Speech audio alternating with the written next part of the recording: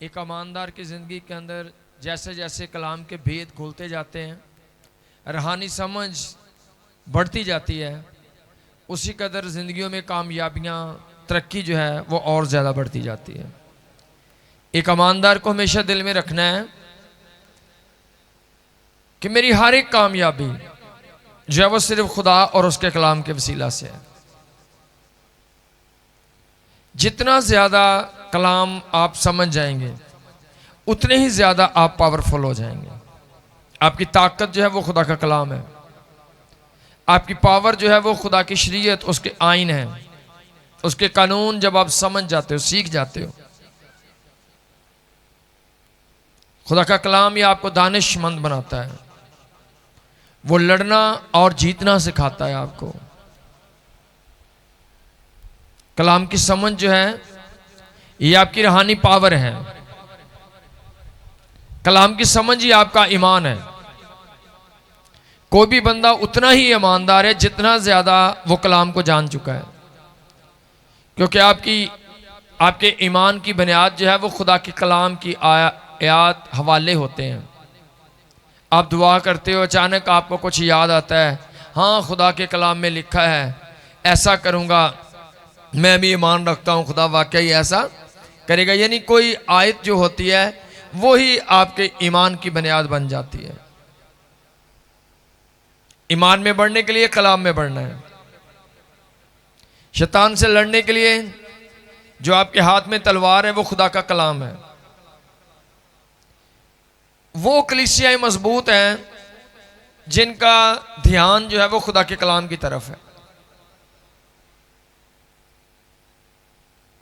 जरूरी है कि खुदा का कलाम हमारी जिंदगी में कसरत से बस जाए। लिखा है खुदा के कलाम को अपने दिलों में कसरत से बसने दो। और फिर वो कहता है खुदा का बंदा, मैंने तेरे कलाम को अपने दिल में रख लिया है। एक आइन है, रूल है। खुदा ने फरमाया कलाम को अपने दिलों में कसरत से बसने दो। और खुदा का बंदा कहता है मैंने तेरे कलाम को अपने दिल में रख लिया है ताकि तेरे खिलाफ गुनाह ना करूं। मैंने तेरे कलाम को अपने दिल में जरूरी बातों से भी ज्यादा जखीरा कर लिया है। किन से ज्यादा? जरूरी बातें। जरूरी बातें कौन सी हैं आपकी? दुनिया में जिस बात को आप सबसे ज्यादा अहम समझते हो उससे भी ज्यादा जरूरी जो है वो खुदा का कलाम है। आपका दिल खुदा के कलाम से भरा हुआ हो, यही आपकी पावर है। यही आपकी पावर है। खुदा क्यों आदम और हवा को रोज उनके पास आकर बातें करता था?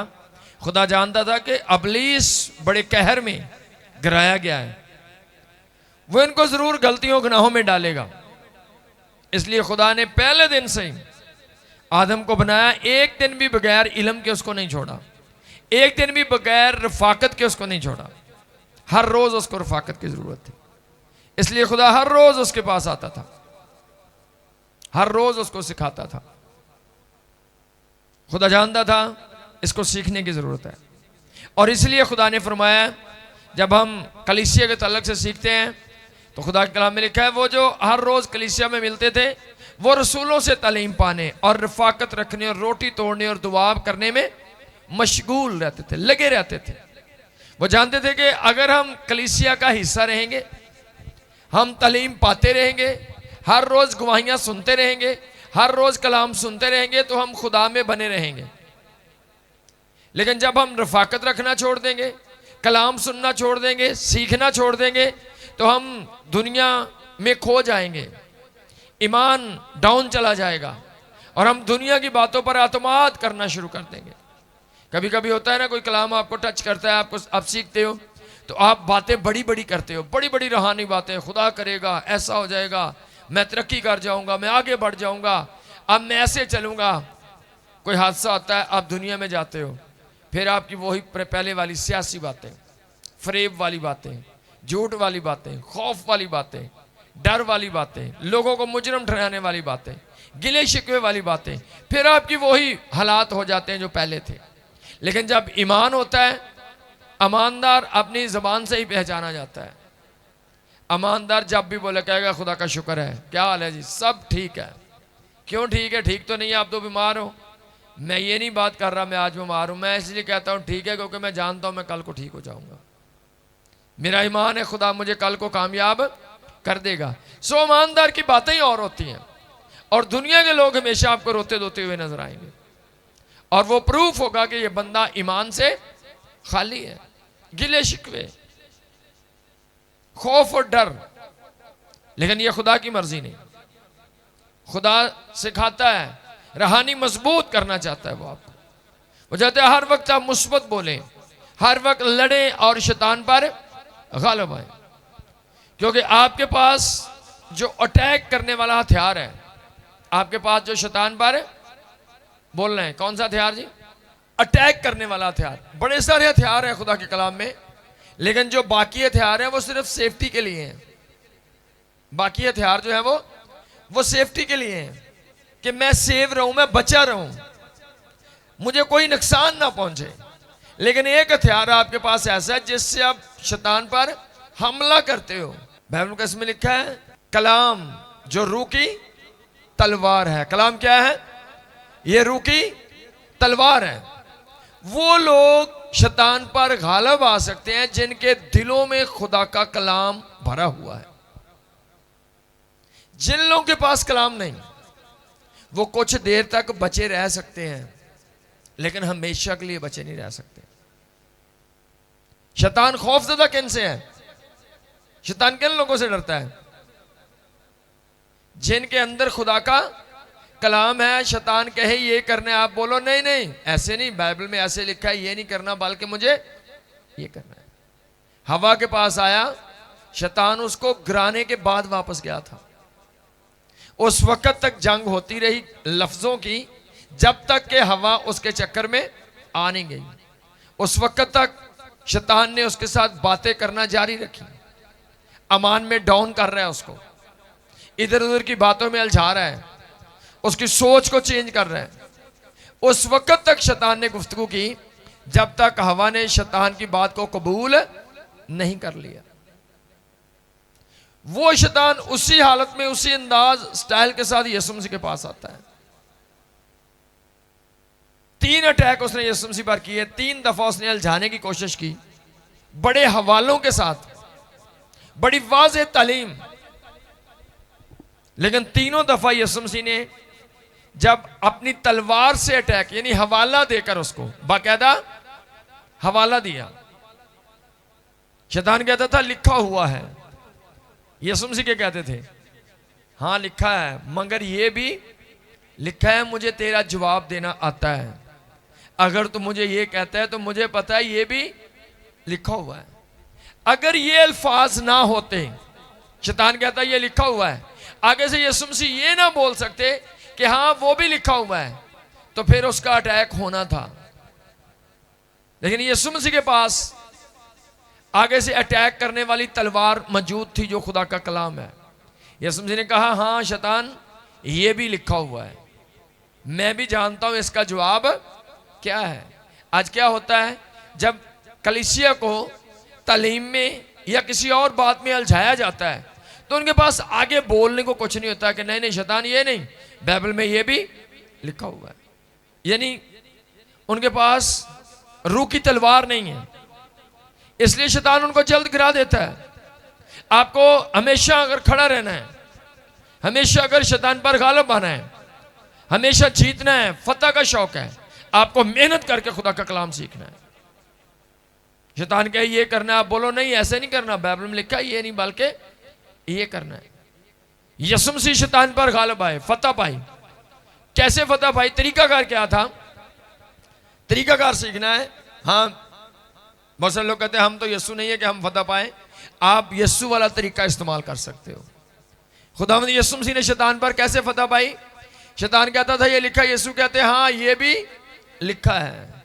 अगर तो आपके पास शैतान को जवाब देने के लिए कलाम मौजूद है तो कभी आप फिक्रों में नहीं जाएंगे। मैं 2 दिन पहले खत पढ़ रहा था, एक बात खुदा ने मुझे सिखाई और वो बात ने मेरी तसल्ली में बहुत ही ज्यादा इजाफा कर दिया, इत्मीनान और शादमानी में इजाफा। मैं सोच रहा था हाँ पहले जो कभी कभी सोच आती थी वो भी खत्म हो गई। मैंने सीखा खुदा के कलाम में से, लिखा अगर तुम्हारे पास खाने और पहनने को है तो उसी पर कनायत मतलब शुक्रगुजारी करो, क्योंकि ना हम दुनिया में कुछ लेकर आए हैं और ना दुनिया में से कुछ लेकर जाएंगे। अगर तुम्हारे पास खाने और पहनने के लिए है तो क्या करो, खुदावंद की शुक्रगुजारी करो। और आगे लिखा है क्योंकि ना तुम दुनिया में कुछ लेकर आए और ना तुम कुछ लेकर जाओगे। अभी अगर मुझे शैतान कहे तेरे पास परसों के लिए पैसा नहीं, अभी क्रिसमस आ रहा है, कपड़े लेने पड़ेंगे, बहुत खर्चा हो जाएगा, क्या करेगा? तो मेरे पास कहने के लिए है कि शैतान मेरे साथ खुदा ने वादा किया कि ये ना सोचो क्या खाएंगे, क्या पिएंगे, क्या पहनेंगे, इन चीजों की फिक्र में तो गैर को में रहती है, मुझे ये फिक्र करने की जरूरत नहीं। तो फौरन क्या होगा, मेरे दिल में जो वो फिक्र डालना चाहता था, मुझे डाउन करना चाहता था, परेशान करना चाहता था, कलाम का ये हवाला मुझे फिक्रों से निकालकर शादमानी में ले आएगा। मुझे फिक्र करने की जरूरत नहीं, क्योंकि मेरी फिक्र खुदावंद करता है। और मैं जानता हूं यीशु मसीह ने मुझे कहा है अपनी सब फिक्रें, बोलो क्या कर, अपनी सब फिक्रें मुझ पर डाल दे, अपनी सब फिक्रें मुझ पर डाल दे। क्यों? बोलो क्यों? क्योंकि मुझे तेरी फिक्र है, मुझे तेरी फिक्र है। अगर ये आयत आपके दिल में बैठ जाए तो आप कभी परेशानी नहीं होंगे। आपको भूल जाएगा वो कारोबार नहीं, कपड़ा नहीं, पैसा नहीं, कल को क्या होगा। एक बात ज़हन में रख लो, यीशु आपकी क्या करता है, फिक्र करता है। वो क्या करता है, फिक्र। तो आपको मुंह बनाना चाहिए? नहीं, आपको क्या करना है, आपको खुश रहना है, मुस्कुराते रहना है। जो कल को होने वाला है मुझे नहीं पता, लेकिन यीशु मसीह को पता है, वो आज ही कल का अरेंज कर रहा है मेरे लिए। ये बातें आपके ईमान में, और ये तलवार है जिससे आप अटैक करते हो। शैतान चाहता है कलीसिया बोर और परेशान रहे। खुदा क्या कहता है, यीशु मसीह ने कहा मैं कहता हूं खुश रहो, फिर कहता हूं ये एक जंग है। अगर आप बोरियत में चले जाते हो, अगर आप फिक्रों में हो, अगर आप परेशानियों के अंदर घिरे हुए हो, आपका दिमाग ही और तरफ चल रहा है, फिक्रों में, टेंशन में, ये कैसे वो कैसे, तो इसका मतलब शैतान कामयाब हो चुका है आपकी जिंदगी में। वो अपना मंसूबा पूरा कर चुका है। वो बोर ही तो करना चाहता था आपको, फिक्रों में तो डालना चाहता था आपको, वो परेशानी तो देखना चाहता है आपको, और वो उसने किया हुआ है। तो आप जंग हारे हुए लोग हो। खुदा आपको फतह से बढ़कर गलबा बख्शना चाहता है। कौन सी चीज जिससे आप अटैक कर सकते हो? खुदा का कलाम है। अगर आज आप फिक्र में हो, आपको क्रिसमस की फिक्र है, आपको कारोबार की फिक्र है, आपको रोटी की फिक्र है, बच्चे जवान हो गए, शादियों की फिक्र है, पैसे की फिक्र है, तो आप हार गए हो, आप गिर गए हो, क्योंकि ये खुदा का मंसूबा नहीं। खुदा का मंसूबा क्या है? ये ना सोचो क्या खाएंगे, क्या पिएंगे, क्या पहनेंगे। ये फिक्र तुम्हारी नहीं होनी चाहिए, ये फिक्र होनी चाहिए गैर कौमों की। यीशु मसीह ने ऐसा कहा है, क्योंकि तुम्हारा बाप, तुम्हारा आसमानी बाप आप ही तो है जो अब्बा कहकर पुकार सकते हो। दुनिया के पास तो ये इख्तियार ही नहीं है कि वो खुदा को बाप कह सके। ये इख्तियार किसके पास है? बोलो किन के पास है? थोड़ा खुश हो, किन के पास है? ये इख्तियार सिर्फ आपके पास तो है कि आप, बाइबल में वाज़े लिखा है कि उसने हमें ले पालक होने का, गुलामी का रूह नहीं दिया, बल्कि उसने हमें ले पालक होने का रूह दिया, जिससे हम ए बाप यानी अब्बा कहकर पुकार सकते हैं। ये इख्तियार किसके पास है? आप खुदा के सच्चे और हकीकी फर्जंद हो। सब बोलो क्या हो? बोलना जरा। आप खुदा के सच्चे और हकीकी फर्जंद हो। लिखा पौलुस कहता है ऐ मेरे सच्चे फर्जंद, मतलब हकीकी बेटे। तो आपके पास इख्तियार है बाप कहने का। अगर आप बाप कह सकते हो तो फिर बाप जैसा अतमाद भी करो। जैसे एक बच्चा बाप पर अतमाद करता है, उसे कोई फिक्र नहीं, कोई झिझक नहीं, कोई ऐसी प्रॉब्लम नहीं, वो डायरेक्ट मांगता है, जेब में हाथ डालकर निकाल लेता है। उसे पता है मेरे बाप के पास है, मुझे टेंशन की जरूरत नहीं है। तो ऐसे ही कलीसिया है, अगर आप फिक्रों में घिरे हुए हो तो आप कम इल्म हो, अगर आप बोरियत में परेशानियों में हो, यह खुदा का मंसूबा नहीं। खुदा ने आपको अब्बा बाप कहने का इख्तियार दे दिया है। खुदा ने आपको कह दिया किसी इंसान पर तवक्कल नहीं करना। उससे मुराद क्या है? लेकिन मलाउन वो इंसान जो किसी आदमी पर तवक्कल करता है। मतलब इसका क्यों? आदमियों पर तवक्कल क्यों नहीं करना? खुदा कहते हैं तेरा तवक्कल सिर्फ मेरे ऊपर, क्योंकि मैं तेरा बाप हूं, तू क्यों इधर उधर देखता है? खुदा कहता है मुझ पर एतमाद रख, मैं तुझे कामयाब कर सकता हूं, मैं तुझे बढ़ा सकता हूं। वो कौन सा काम है जो मैं नहीं कर सकता, जिसकी वजह से तू मुझे छोड़कर जा रहा है? वो कौन सा काम है जो खुदा नहीं कर सकता? कोई ऐसा है जी? ऐसा काम जरा खुदा ना कर सकता होवे, को तुहाडा एडा ही वड्डा काम फस गया होवे, कहो जी ये खुदा को नहीं होना। उस वक्त आपको बोर होना है, परेशान होना है, जब आपको ये दिल में आए कि नहीं, ए काम खुदा को नहीं होना। लेकिन हमारा खुदा सब कुछ करने की, बल्कि उसने हमें कहा है, पौलुस कहता है जो मुझे ताकत बख्शता है उसमें मैं सब कुछ।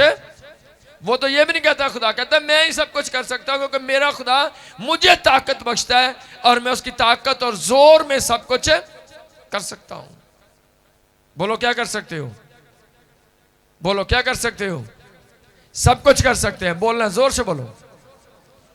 जो मुझे ताकत बख्शता है उसमें मैं सब कुछ कर सकता हूं। फिक्र नहीं करनी, फिक्र गुनाह है, फिक्र शैतान का हथियार है।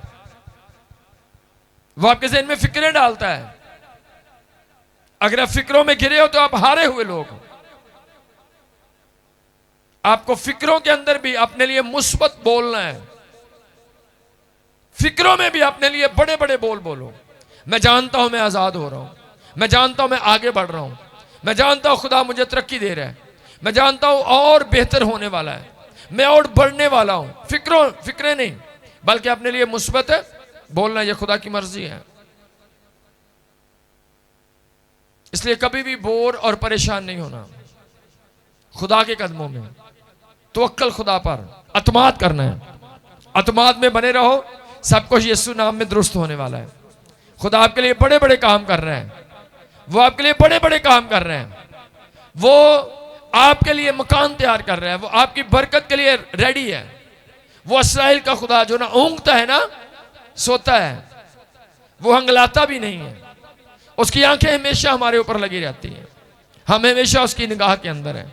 इसलिए कलीसिया को हमेशा इत्मीनान, तसल्ली में रहना है। यीशु का इत्मीनान अजीब है, पावरफुल है। फिक्रों में नहीं गिरना है। और शैतान क्या करता है? फिक्रों में डालता है, परेशानियों में डालता है, बोरियत में डालता है, कश्मकश है कलीसिया के अंदर, फिक्रें ज्यादा हैं। और इस वक्त जो कलीसिया के अंदर पाकरू उस तौर से जुम्बश नहीं करता, उसकी मेन वजह फिक्रें हैं। और यह गुनाह बड़ा गुनाह है इस वक्त का, क्योंकि इस वक्त लोगों ने आखिरी दौर में अपने खर्चे बहुत ज्यादा बढ़ा रखे हैं। उनकी वजह से महंगाई है, और महंगाई की वजह से पैसा कम और फिक्रें बढ़ गई हैं। और शैतान चाहता है लोग फिक्रों में रहें। शैतान चाहता है फिक्रों में रहें, क्योंकि फिक्र जो है वो गुनाह है। खुदावंद ने कहा अपनी फिक्रें मुझ पर डाल दे, और लोग फिक्र के अंदर हैं। इसलिए पाखरू जुम्बश नहीं कर रहा, इसलिए आप उस मसा से नहीं भर रहे हो, इसलिए रूहानी तौर पर वो पावर कलीसिया के अंदर नहीं है। आपको हर फिक्र पे मुस्कुराना है, फिक्र नहीं करनी, बल्कि उन पर मुस्कुराना है। हाँ, मेरा खुदा इन चीज़ों को चेंज करेगा, बरकत देने वाला खुदा है। सोचिए खुदा का मंसूबा क्या है? कलीसिया फिक्रों में नहीं, बल्कि शुक्रगुजारी में बढ़े। हर बात में खुदा का शुक्र अदा करो। लेकिन ना हम दुनिया में कुछ लेकर आए हैं, ना दुनिया में से कुछ लेकर जाएंगे। अगर तेरे पास खाने पहनने को है तो इसी पर खुदा की शुक्रगुजारी करो। और अगर लिखा है क्योंकि जर की दोस्ती हर किस्म की बुराई की जड़ है। जर में ना दौलत की दोस्ती, पैसे के लिए सारा वर्क। जर की दोस्ती जो है हर किस्म की बुराई की जड़ है। और लिखा है जो भी अमीर होना चाहते हैं, दौलतमंद होना चाहते हैं, वो बड़ी बड़ी आजमाइशों और मुसीबतों में गिरते हैं। हाँ, पैसा खुदा की ब्लेसिंग है, लेकिन प्योर ईमानदारों के लिए ब्लेसिंग है। दुनिया के लोगों के लिए पैसा जो है वो किसी और तरफ लेकर जाता है। दुनिया के लोगों के पास पैसा आता है तो महफिलें रंगीन होती हैं, शराबें आती हैं, याशी आती है, बदी आती है। खुदा के लोगों के पास पैसा आता है तो पैसा चर्चों में खर्च होता है, क्रूसेड में खर्च होता है, खुदा के कामों के लिए खर्च होता है, कलीसियाएं मजबूत होती हैं। इसलिए लिखा खुदा कलाम में, ज़र की दोस्ती हर किस्म की बुराई की जड़ है। जो दौलतमंद होना चाहते हैं वो बड़ी बड़ी आजमाइशों में और दुखों में फंसते हैं। कलीसिया को क्या करना है? शुक्रगुजारी करनी, हर बात में शुक्रगुजारी। खुदा चाहता है तवक्कल आपका खुदा पर हो, क्योंकि आपके पास इख्तियार है बाप यानी अब्बा कहने का। आप खुदा को बाप कह सकते हो। पूरी दुनिया के अंदर आपके अलावा कोई उसको बाप नहीं कह सकता। कितने लोग मानते हो? आपके अलावा कोई उसे बाप नहीं कह सकता। कौन लोग हो जो उसको बाप कह सकते हो? सिर्फ आप ही तो हो। इसलिए पावर, बरकत आपके लिए है। आपको खुदा ने एक स्पेशल इख्तियार दिया है। आप खुदा को बाप कह सकते हो। आप उसके हकीकी फर्जंद हो। उसकी सारी बरकत, कुदरत, कुव्वत आपके लिए है। एक हवाला देखेंगे, मुकाशफा पहला बाब 4 आयत। खुदावंद का कलाम ही आपकी पावर है। खुदा का मंसूबा क्या है आखिरी दौर में?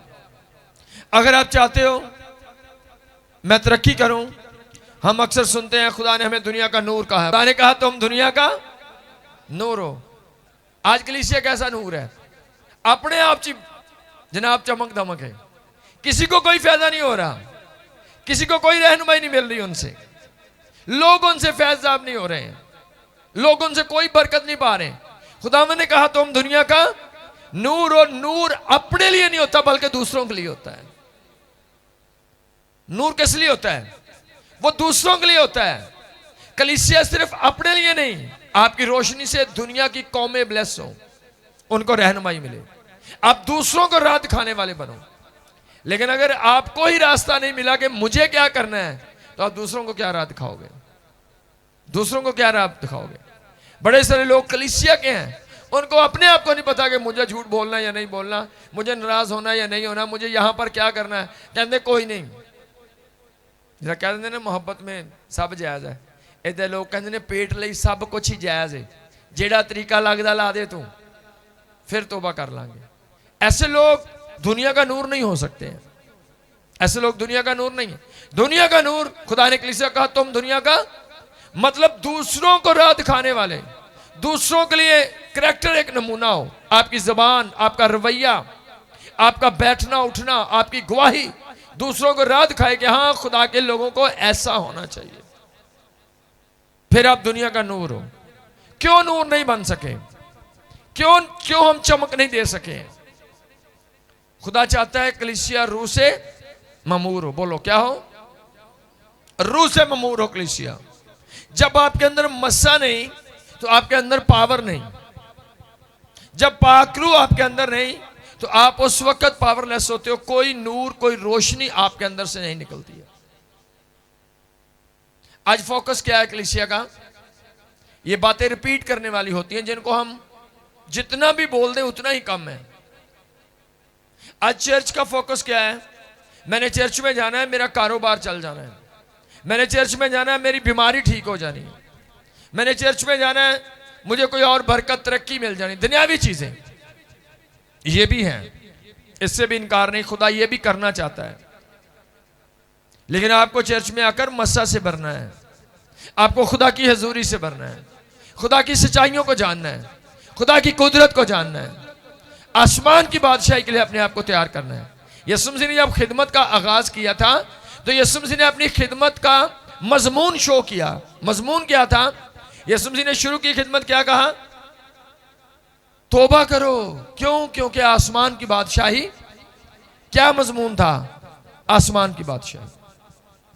यीशु मसीह ने कहा मैं क्यों आया हूं? ताकि लोग जिंदगी पाएं और कसरत से। मैं तुमको हमेशा की जिंदगी देने के लिए आया हूं। मैं आसमान की बादशाही के लिए आपको तैयार करने के लिए आया हूं, क्योंकि मैंने जाकर आपके लिए जगह तैयार करनी है। और मैं चाहता हूं तुम तैयारी कर लो उन मकानों की। इसलिए यीशु मसीह ने अपनी खिदमत का जो मजमून बताया लोगों को, वो क्या था? आसमान की बादशाही।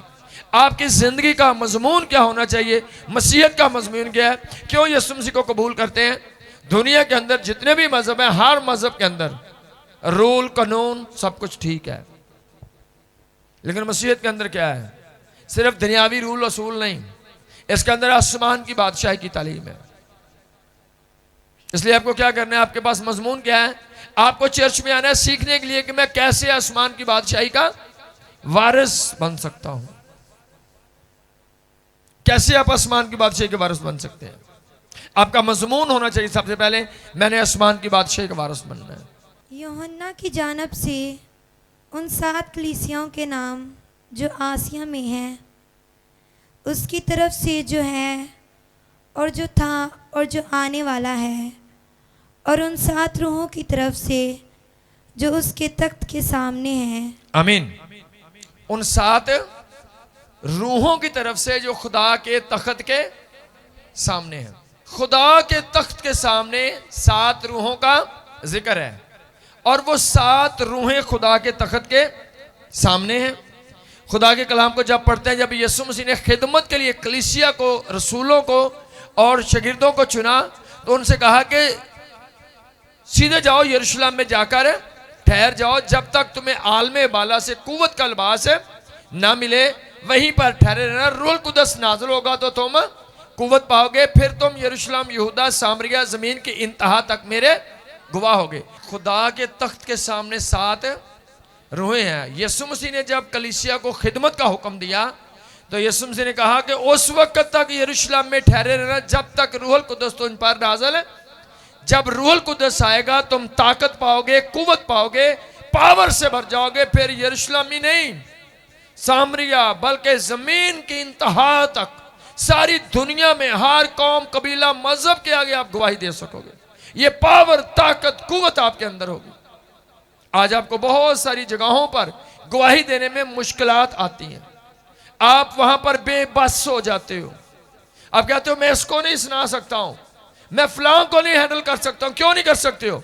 क्योंकि आपके अंदर वो पावर जो यीशु मसीह ने कहा कि रूहुल कुद्दस नाज़िल होगा तो तुम जमीन की इंतहा तक मेरे गवाह होगे, पूरी खलक के सामने आप अंजील की मुनादी कर सकोगे। ये कब मुमकिन होगा?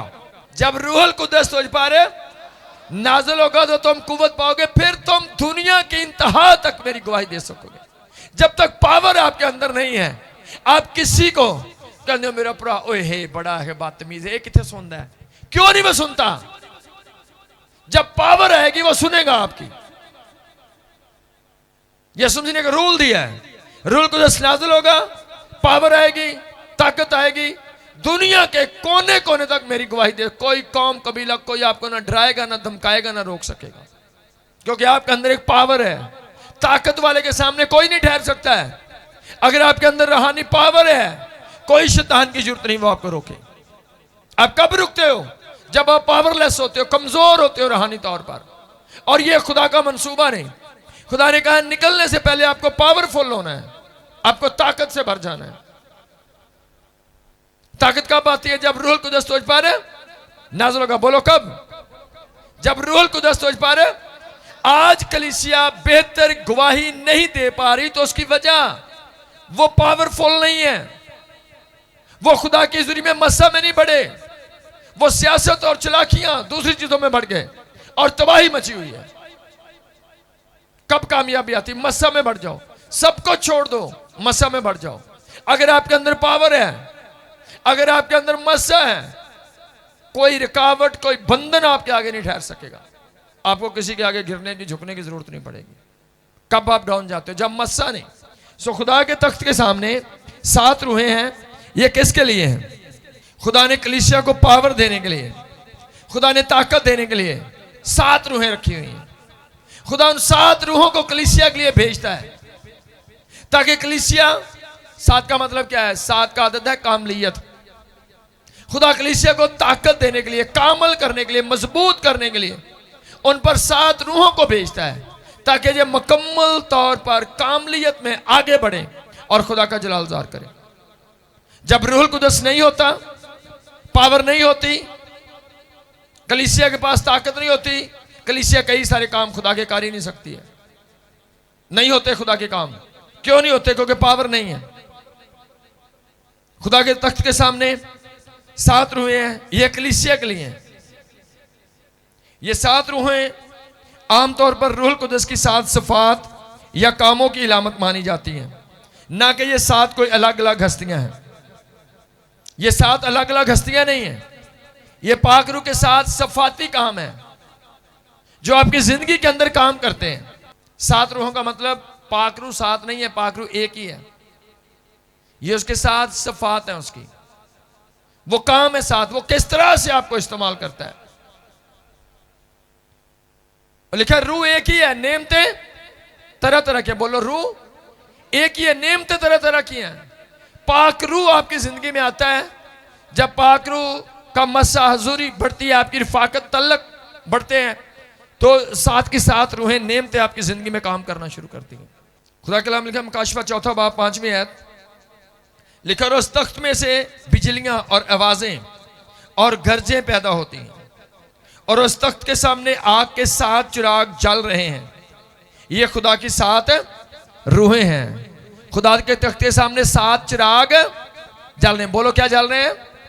जो खुदा का तख्त है, मुकाशफा में जो यूहन्ना रसूल ने देखा, उसने लिखा, उसने कहा खुदा का तख्त जो आसमान पर है उसके आगे 7 चिराग जल रहे हैं। ये चिराग क्या है?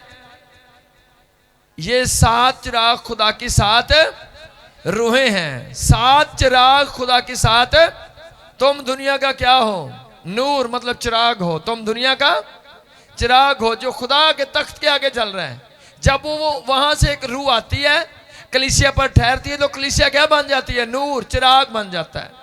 जब तक मस्सा नहीं, पाक रूह नहीं, तो आप चिराग नहीं। जो रूह आपकी जिंदगी में आती है वो आपको एक चिराग बना देती है, वो आपको नूर बना देती है, वो आपकी लाइट को तेज कर देती है और आप दुनिया का नूर बन जाते हो। लेकिन अगर वो चिराग में से कोई रूह आप पर नहीं आई, मस्सा आप पर नहीं आया, तो आप दुनिया में नूर नहीं बन सकते हो। कितनों को समझ लग रही इस बात की? जब खुदा के तख्त से या 7 चिराग वहां पर जल रहे हैं, जब उन चिरागों से मस्सा आपकी जिंदगी में आता है, चिराग जल रहे हैं, तेल मतलब मस्सा हजूरी से, और वही मस्सा जब वो रूह आपके अंदर आती है तो वो एक एक रूह आपको चिराग बनाती जाती है। चिराग बनाती, आप जलते हो दुनिया में, लाइट करते हो, रोशनी देते हो, रूहें बचाते हो, लोगों को राह दिखाते हो, क्योंकि वो रूह आपके अंदर है, वो पावर आपके अंदर आ चुकी है। लेकिन जिस कलीसिया के बंदे के अंदर मस्सा नहीं, वो बंदा कभी रूहें नहीं बचा सकेगा। रूहें बचाने के लिए आपको मस्सा की जरूरत है। खुदा का काम करने के लिए आपको मस्सा की जरूरत है। ये क्या करती है? खुदा के तख्त सामने है। इसका मतलब ये भी है कि मस्सा बरकत खुदा के तख्त से जारी होती है। मस्सा और बरकत खुदा के चिराग कहां पर जल रहे हैं? खुदा के तख्त के आगे। इसका मतलब क्या है? आपके लिए मस्सा बरकत हजूरी जो है वो कहां से जारी होती है?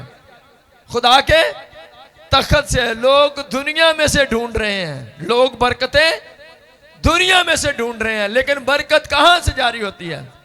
बोलो, जोर से बोलो, कहां से? खुदा के तख्त से। बोलना जोर से बोलो, कहां से जारी होती है? आप इधर उधर से जाकर बरकतें ढूंढ रहे हो, आप इधर उधर से पावर ढूंढ रहे हो। पावर और बरकत खुदा के तख्त से जारी होती है। अगर आप खुदा के तख्त से राब्ते में नहीं हो तो आप पावरलेस हो, आप डाउन, कमजोर, हमेशा जुल्म तशद्दुद फिक्रों का सामना आपको करना पड़ेगा, क्योंकि ताकत जो आती है वो मसा से आती है। और मसा कहां से आता है? खुदा के तख्त के सामने चिराग जल रहे हैं, वो हर चिराग एक रूह है, और जोन सी रूह आपकी जिंदगी के अंदर आती है उस तरह की पावर और लाइट आपकी जिंदगी के अंदर आती है। एक हवाला और देखिए, मुकाशफा 5वां बाब 6ठी आयत, मैंने उस तख्त और चारों जानदारों और उन बुजुर्गों के बीच में से गोया ज़बा किया हुआ एक बर्रा खड़ा देखा। उसके 7 सींग और 7 आंखें थीं। ये खुदा की 7 रूहें हैं जो तमाम रूहें जमीन पर भेजी गई हैं। बोलो, ये क्या है?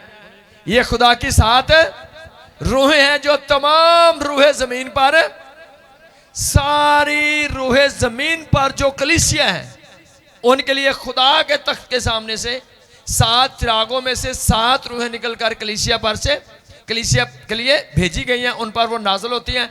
इसलिए जब वो चिरागों वाली रूहें, वो खुदा के भेद वाली रूहें आप पर आती तो आप फिर एक अच्छे गवाह बनते हो। आप चिराग, बड़े लोग कशमकश कर रहे हैं आप में से, मैं भी गवाही देना चाहता हूँ, हाँ जी मैं भी मीटिंग चलाना वा, मैनू भी कुवैर च रख लो, मैनू भी इंज कर लो, सब कुछ आप करना चाहते लेकिन होता नहीं आपसे। क्यों नहीं होता है? होता क्यों नहीं है? आपकी सोच अच्छी है लेकिन आपने ये नहीं सीखा ये कैसे होना है। ये मस्सा से भरकर होना है। जब आपकी तवज्जो खुदा की तरफ लग जाएगी, खुदा के तख्त की तरफ लग जाएगी और उस तख्त के सामने जो चिराग जल रहे हैं उनकी तरफ लग जाएगी, उन चिरागों में से जो हर चिराग एक रूह है, वो रूह आप पर आएगी, आप मस्सा से भरोगे और फिर वो खिदमत आपकी जिंदगी में से होना शुरू हो जाएगी। इसलिए यीशु ने कहा जब तक आलमे बाला से कुव्वत का लिबास ना मिले, आसमान से बरकत जारी ना हो, तुम रूहें नहीं बचा सकोगे, गवाही नहीं दे सकोगे, चिराग नहीं बन सकोगे। हाँ कहा खुदा ने तुम दुनिया का नूर हो, मैंने बनाया है। पर ये बड़े सारे चिराग तेल खत्म हो जाए तो घरों में कैसे पड़े होते हैं? बंद मट्टी से भरे होते हैं। अभी तो चिराग है ही नहीं, चलो अभी तो बड़ी सारी लाइटें आ गई हैं। चिराग हो, तेल खत्म हो जाए, ना जल रहा हो तो क्या होता है चिराग की हालत? वो मिट्टी ना भरिया होंदा, कट्टा जमया होंदा, उत्ते बुरी हालत होंदी है। ऐसे बड़े सारे कलीसिया के लोग इन्हें ना कट्टा जम गया ना, उन्होंने जेड़े मर्जी गाने देने चालो नचन लिए तैयार होंगे ने। ये कलीसिया की हालत होती है, जितना मर्जी लड़ा लो, सब कुछ करने के लिए वो तैयार होते हैं। इतनी बुरी हालत हो चुकी है क्योंकि चिराग जल नहीं रहे हैं, चिराग जल नहीं रहे हैं। अगर चिराग जलेंगे तो रोशनी होगी और वो रूहानी रोशनी है। सो कलीसिया की पावर और ताकत जो है वो उन लाइट उस मसा से है, उन 7 रूहों से है जो खुदा के तख्त के आगे हैं। और ये क्या है? खुदा ने अपनी ये रूहें तमाम जमीन के ईमानदारों के लिए, उनको मजबूत करने के लिए, उनको इस्तेमाल करने के लिए, उनको हिकमत देने के लिए भेजी हैं ताकि हर एक कलीसिया मेंबर खुदा के कामों के लिए इस्तेमाल हो, ईमान में मजबूत हो, पर हिकमत हो, पर इल्म हो और वो समझ दानिश से भरा हुआ हो और वो खुदा का जलाल जाहिर करने के काबिल हो। इसलिए उनके लिए खुदा ने तमाम रूहें जमीन के ईमानदारों के लिए रूहों को भेजा हुआ है। अगर आप जमीन पर खुदा के साथ वफादार रहना चाहते हैं, शैतान पर गालिब आना चाहते हैं, खिदमत करना चाहते हैं, तो आपको इन रूहों की जरूरत है। आमीन। आसमान की बादशाही की तैयारी के लिए इन रूहों की जरूरत है। अगर आप चाहते हैं शैतान पर गालिब आए, आप मजबूत ईमानदार बने, आप पावरफुल हो, तो आपको इन रूहों की जरूरत है। आपको इन रूहों की जरूरत है। 7 रूहों के नाम बोलो। क्या? सब बोलो 7 रूहों के नाम। एक हवाला आप देखेंगे जिसाया 11वां बाब 2री आयत, लिखा है खुदा के कलाम में, और खुदावन की रूह उस पर ठहरेगी, हिकमत और खिद की रूह, मसलिहत और कुदरत की रूह, मार्फत और खुदावन के खौफ की रूह, और उसकी शादमानी खुदावन के खौफ में होगी। आमीन। सब बोलो आमीन। 7 रूहों के नाम है यहां पर, 7 रूहों के नाम है यहां पर। और जब यीशु मसीह ने खिदमत का आगाज किया, यीशु मसीह को पहली दफा मैसेज का मौका मिला, तो यीशु मसीह ने यह हवाला दोहराया, यहां से शुरू किया, खुदावंद का रूह मुझ पर है। बोलो क्या कहा यीशु ने? खुदावंद का रूह मुझ पर है, उसने मुझे भेजा है कि मैं गरीबों को खुशखबरी, कुचले को आजाद, खुदावंद के साले मकबूल की मनादी, अंधों को बनाई पाने की खबर। यानी यीशु ने खिदमत बताई कि ये मैं कर सकता हूं। क्यों कर सकता हूं? पहली बात कहते खुदावंद का रूह मुझ पर है। क्यों मैं कर सकता हूं? बोलो क्यों कर सकता हूं? क्योंकि खुदावंद का रूह मुझ पर है। बोलो किसका रूह है? मुझ पर खुदावंद का रूह है, उसने मुझे भेजा है, मैं ये कर सकता हूं। हर बंदा ये नहीं कर सकता है। कौन कर सकता है? जिस पर खुदावंद का रूह है। बोलो कौन कर सकता है? जिस पर खुदावंद का। सब क्यों नहीं कर पाए? सब क्यों नहीं कर पाए?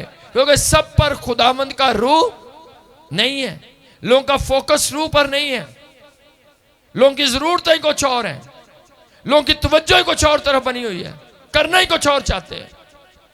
बेशक आपके दिल में कभी कभी जोश उठता है, मुझे रूहों को बचाना है, नहीं बचा सकते जब तक खुदावंद का रूह आप पर ना आए। और ये 7 रूहों का नाम यहां पर लिखे हैं। ये 7 रूहें दरअसल रूहुल कुद्दस के 7 पहलू या काम में जो मसीह और उसकी कलीसिया में ज़ाहिर होते हैं। इसलिए यीशु मसीह ने कहा खुदावंद का रूह मुझ पर है, इसलिए मैं क्या कर सकता हूं, उसने मुझे गरीबों को खुशखबरी देने के लिए मस्सा किया है। बोलो क्या किया है? उसने मुझे गरीबों को खुशखबरी देने के लिए मस्सा किया हुआ है, अंधों को बनाई पाने की खबर, कुचलियों को आजाद करने के लिए। सो खुदा क्या चाहता है? कलीसिया 7 रूहों से भरी हो ताकि आपकी रोशनी तेज हो और आप खुदा के बड़े जलाल को ज़ाहिर कर सके। मैं जानता हूं आप जितने बैठे हो आपके दिल में है कि मैं कुछ खुदा के लिए करूं, लेकिन आपसे होता नहीं। क्यों नहीं होता? क्योंकि वो चिराग, उसमें से रूह निकलकर आप पर नहीं ठहरी और आप चिराग नहीं बने। आप एक को गवाही देते हो, 10 लोग आपकी गलत बातें सुनकर आपसे ठोकर खाते हो। आप लोगों के लिए उठने का नहीं, गिरने का सबब बनते हो, क्योंकि बहुत से लोगों पर खुदा का रूह नहीं, शैतान का रूह भी ठहरा हुआ है, जो लोगों के लिए परेशानी, नाकामी, ठोकर और गिरने का बायस बनते हैं। खुदा इस्तेमाल करता है तो शैतान भी लोगों को अपने लिए इस्तेमाल करता है। आप दुनिया में क्या कर रहे हो? आपका किरदार बचाने वाला है लोगों को या गिराने वाला है? लोग आपसे तसल्ली और शादमानी पा रहे हैं या परेशानी और फिक्रें उठा रहे हैं? आप लोगों को दुख देना चाहते हो या सुख देना चाहते हो?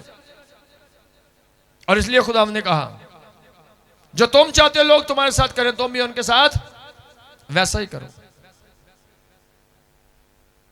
तुम भी उनके साथ वैसा ही करो। मैंने जिंदगी में इस बात को रखा हुआ है कि मैंने किसी को दुख देने वाली बात नहीं करनी।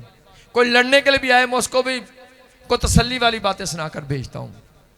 कोई गिला लेकर आए, मैं उसको प्यार सिखाकर भेजता हूं।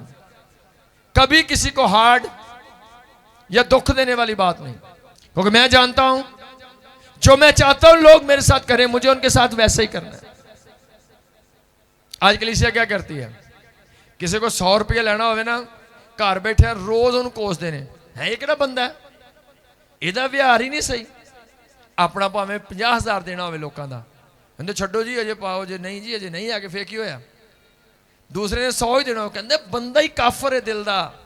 जो तुम चाहते हो लोग तुम्हारे साथ करें, तुम भी उनके साथ वैसा ही करो। ये खुदा पर कब होता है? क्यों नहीं आप ऐसा कर पाते? आप कर क्यों नहीं पाते हो ऐसा? क्योंकि नूर नहीं है, पाकरू नहीं है।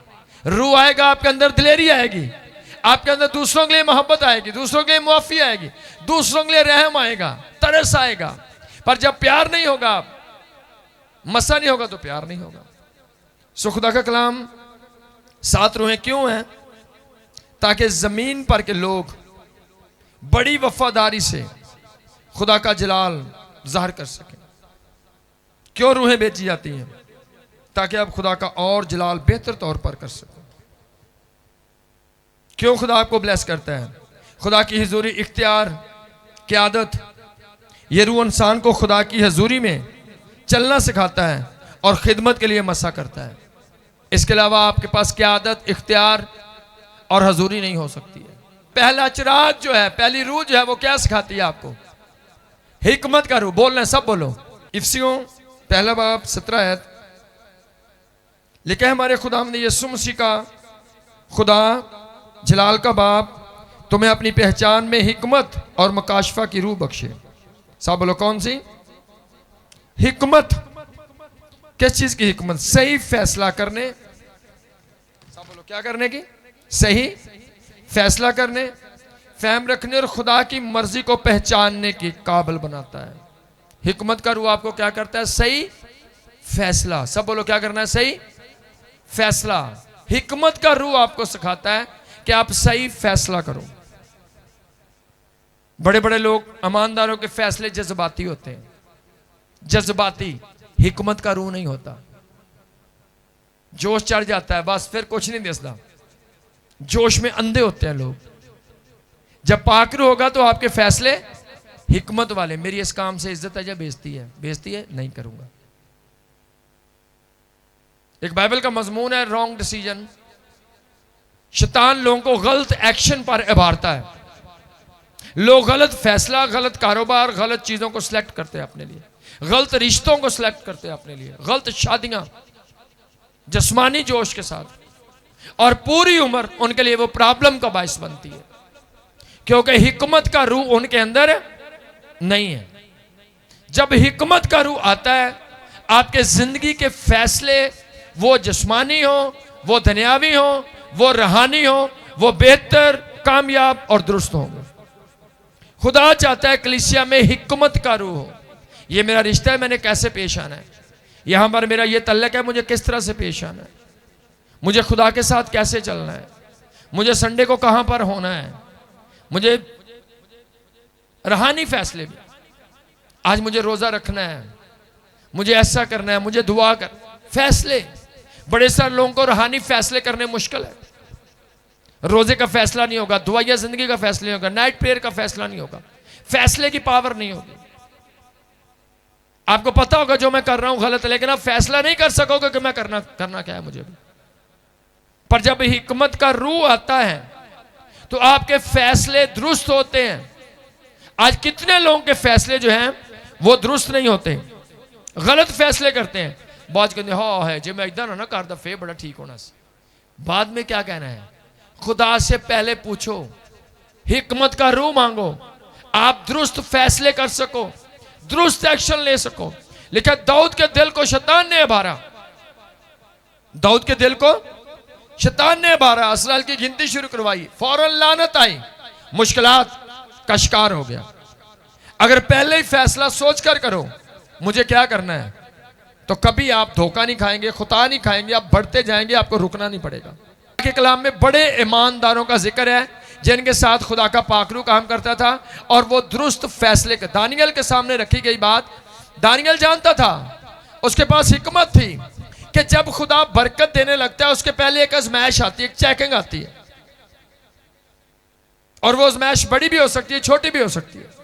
वो बड़ी देर से अपने मुल्क के लोगों की बहाली के लिए दुआ कर रहा था।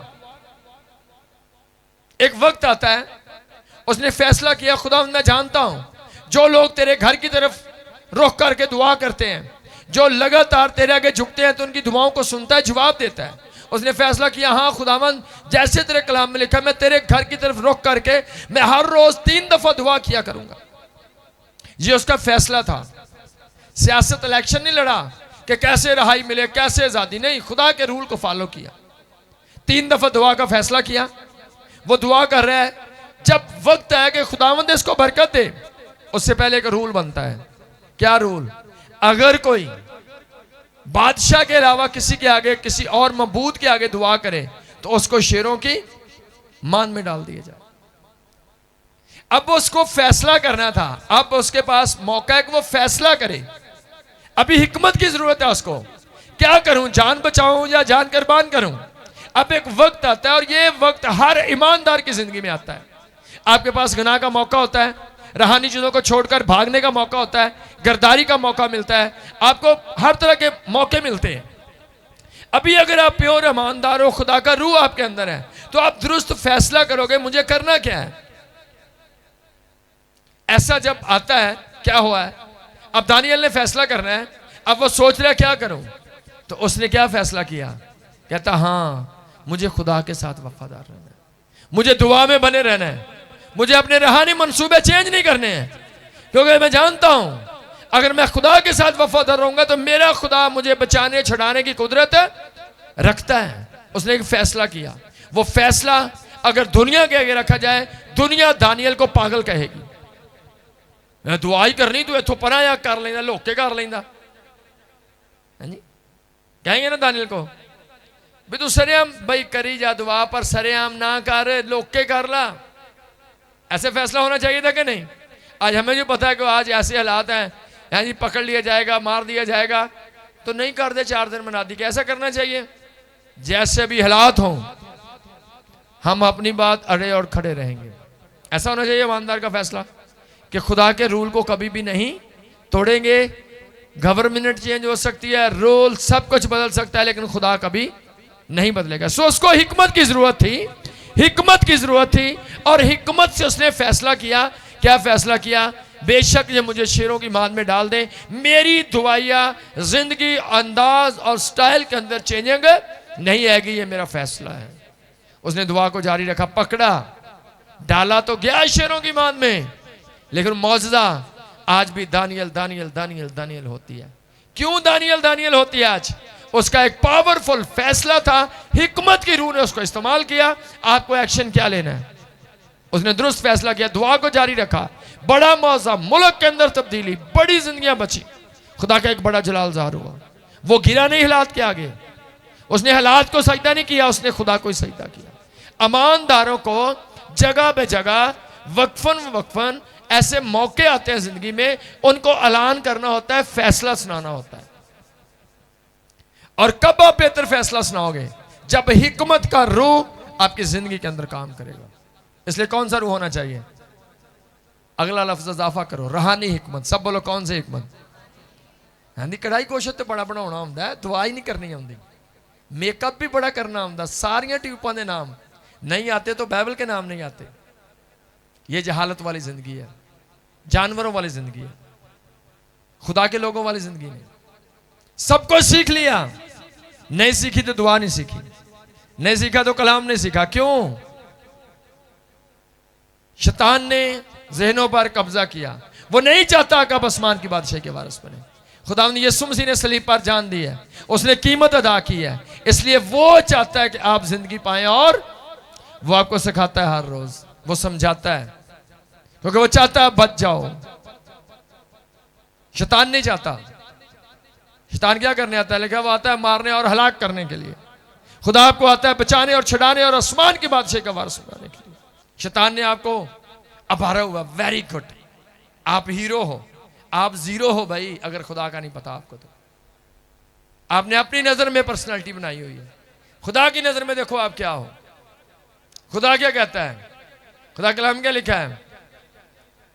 लिखा जो औरत जहालत है और वो खूबसूरत है, खूबसूरती क्या है? उसके नाक में जैसे सूरनी की नाक में नथ हो। हुस्न पर फख्र, स्टाइल, अंदाज, नॉलेज पर फख्र। खुदा कहता है आपकी रूहानी जिंदगी क्या है? क्योंकि ना दुनिया में कुछ लेके आए ना कुछ लेकर जाना है। जितने भी इंसान है तो खाक से निकले और खाक में फिर लौट जाएगा। आपकी हैसियत ओनली एक रेत का जर्रा, उससे ज्यादा नहीं। आप फख्र करो, ये आपकी गलती है। आप ना कुछ लेकर आए हो ना कुछ लेकर जाना है। जमीन पर आप एज ए ट्राई चेकिंग के लिए आए हो। खुदा आपको देख रहा है आप कैसे करते हो। कभी कभी छोड़ा जाता है मैदान में, हैं, देखा जाता है पहलवान करदा की है, बाद में पता चलता है गप्पा ही सिंह। ऐसे कलीसिया को छोड़ा गया दुनिया में, कलीसिया को छोड़ा गया दुनिया में, पता चले आपकी ईमानदारी का, आपकी पकीज़गी का, आपके ईमान की मजबूती का, आपके अड़े और खड़े रहने का पता चले। उसके बाद खुदा बरकत को जारी करता है। दानियल के अंदर हिकमत का रूह था, दुरुस्त फैसला।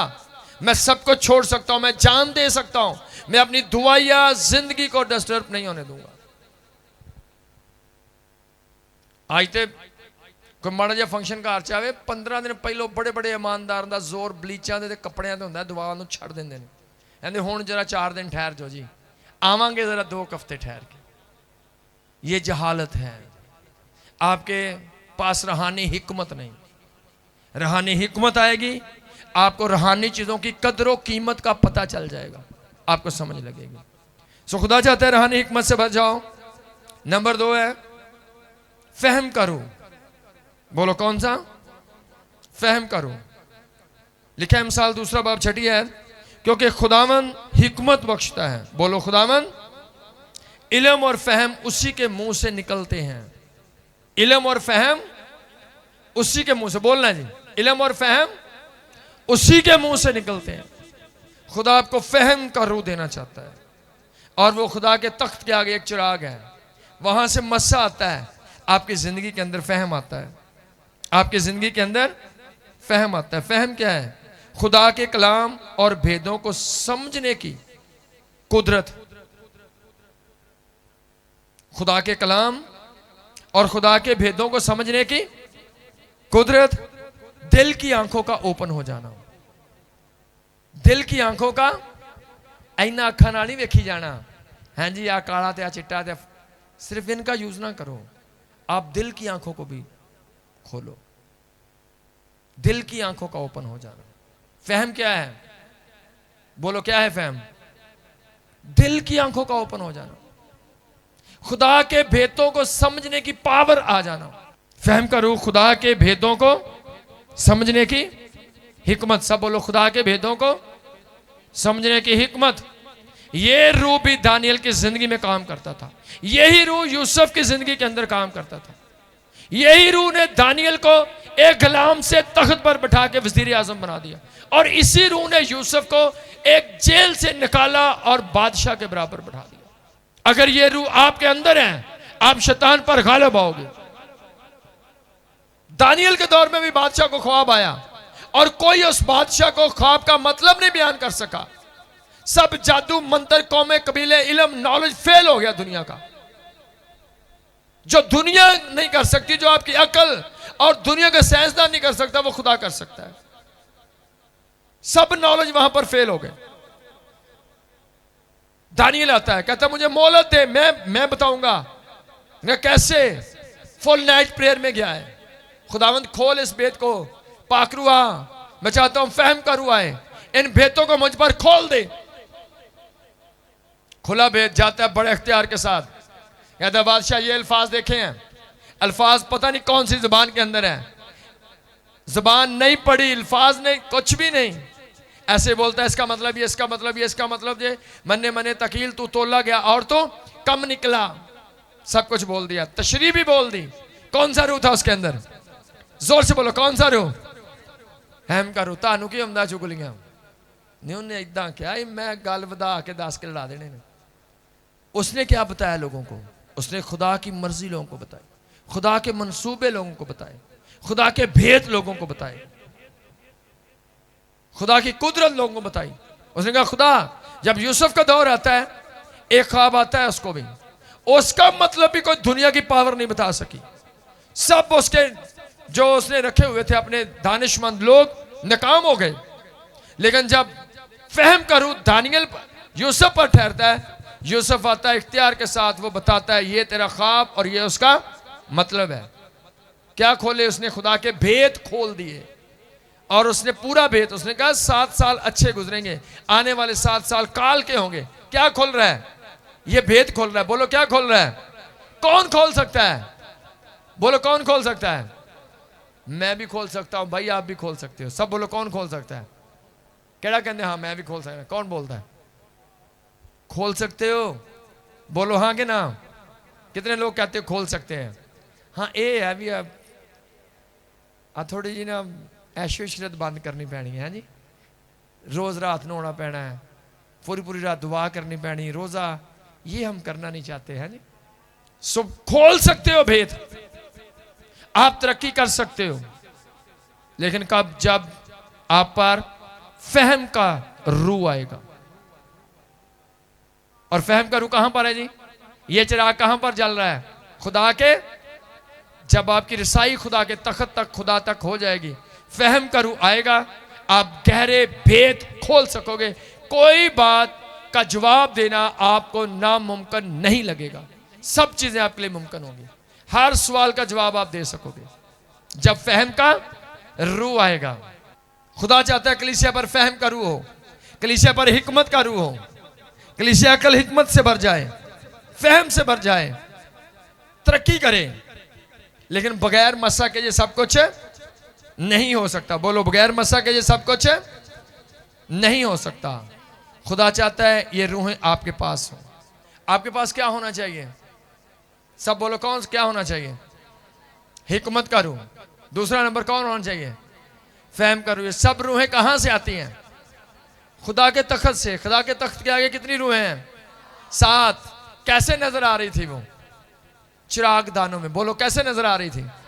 चिराग दान। जो रूह आपकी जिंदगी में आती है, वो चिराग आपकी जिंदगी में आता है, और वो चिराग आपको दुनिया का नूर बना देता है। बगैर मस्सा पाक रूह के कलीसिया जीरो है। आपको पावरफुल होने के लिए मस्सा और खुदा के पाक रूह की जरूरत है।